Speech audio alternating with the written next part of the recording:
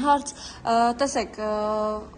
Վալոդյա Գրիգորյանի մահվան դրվագով ասում ենք, թե ինչպես իրավապահներ ուղղակի անտերության են մատնել այդ լարված համայնքում, որ պետք է իրենք օպերատիվ քննություններ իրականացնեին, կանխելու այս ողբերգությունը չեն արել, բայց սրան զուգահեռ դուք օրինակ բերեցիք սրբազաններին են գաղտնալսում է սանում մոնտաժված տարբերակով տեսանյութեր տարածում, նույն օրինակ Ստեփան Սամվելյանի կալանքը 3 ամսով երկարաձգվեց, մարդը բառի բուն իմաստով առողջական ծայրահեղ ծանր վիճակում է գտնվում եւ սա Արամ Զավենի Սարգսյանի ուղիղ պատվերով է իրականացվում,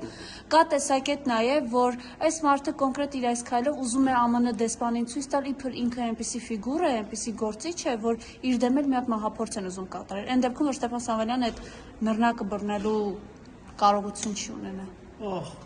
Արամ Սարգսյանն ով է իրանից ինչա ներկայացնում, որ նենասկի ճանաչ չի կարա սպանել, հազիվ իր ծանր առողջական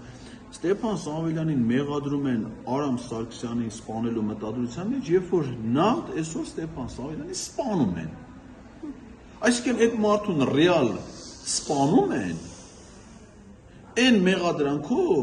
որ ինքը պիտի սպաներ, այսինքն ես ուզում եմ հասկանամ, էլի ոնց պիտի նա սպաներ Արամ Սարգսյանին, կամ սպաներ, որ ինչ աներ, նա ում է, որ ողջ է ում է, որ ողջ չլի ում պիտի Արամ Սարգսյանը էլած չելած մի հաշիվ է, կամ կա, կամ չկա, ում աննա պետք, ում աննա հետաքրքիր, որ հələ մի հոգի էլ մտածի, նրան ցանկացած մարդ մտածում է, չէ, եթե ինքը ինչ-որ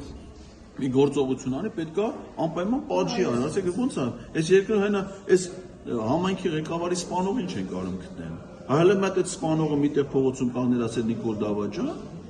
5 րոպե դու բռնեք տանել, փռել էին ասֆալտին,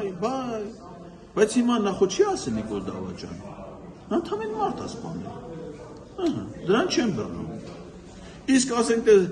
Սամվելյանը ինչա թե քննադատական ընդամենը խոսքը հնչեցրել, նաև Արամ Սարգսյանի մասին, ընդ որում խոսելով նրա պաշտոնավարման շրջանի տարբեր ժամանակաշրջանի ապօրինությունների մասին, նրան են սպանում հաստատի։